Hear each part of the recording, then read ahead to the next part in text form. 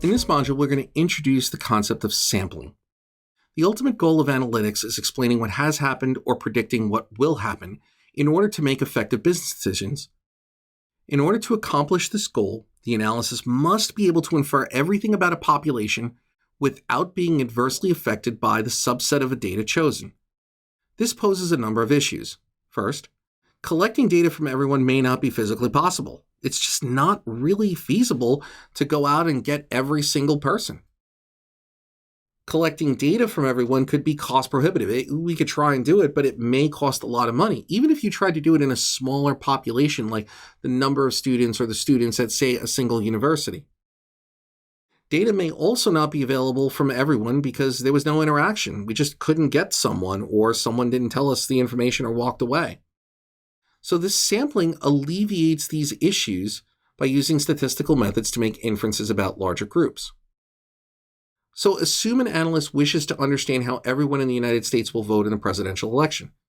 It should be obvious why this presents so many problems, from physically surveying everyone to the cost associated of surveying everyone.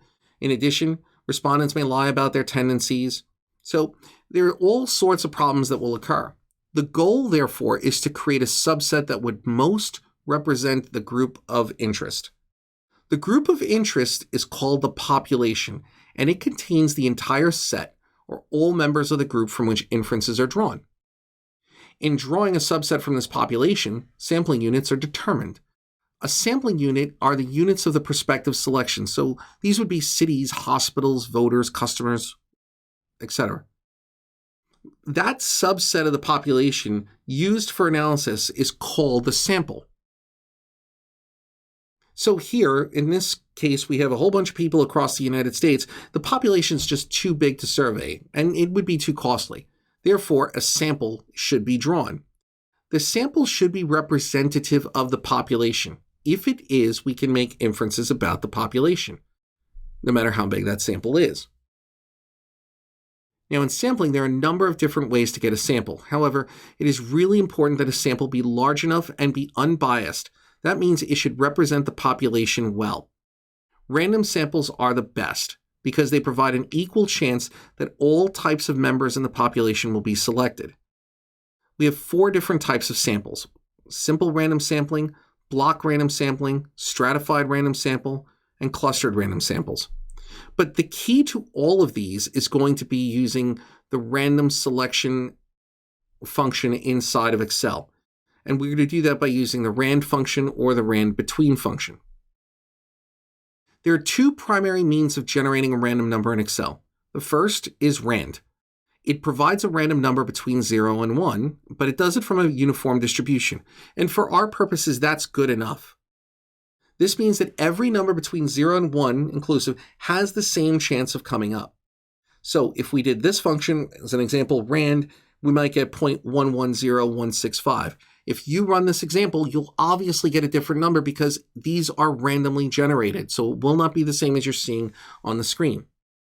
I can also basically take that number and multiply it by 10 to generate a number from 0 to 10. I could do the same thing with 100 and the same thing with 1,000. Now, the rand between function is similar, but it will generate a whole random number between the 2 values, the lower bound and the upper bound. So, for example, rand between 0 and 1 could return a 0. Rand between 0 and 10 will return a random number between 0 and 10, and these are going to be whole numbers. In this case, it returned a 0. Rand between 0 and 100, again, will generate a whole random number between 0 and 100. In this case, it returned 1. And rand between 0 and 1,000, in this case, returns 608. It's a random number between 0 and 1,000. When we're generating a random sample, if we have a set of data with 100 test scores, and a random sample of 10 scores are needed, what we'll do is we will create a second column. So we have our test scores in the first column. In the second column, we'll use the rand function. And what we'll do is it will generate a random number for all of our test scores. So those random test scores here, I'm only showing 20 out of, say, 100. But once the random numbers are obtained, we sort them.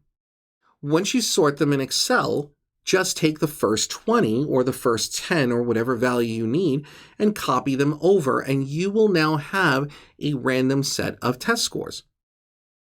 It's important to note that when you do a copy, make sure you're doing paste as values. So that in your Excel menu option, when you basically do your copy and then you do the paste, there's an option for paste special, or there may be a little drop down that will say paste as values. What will happen is it will keep the number of the random value as opposed to recalculating it every time.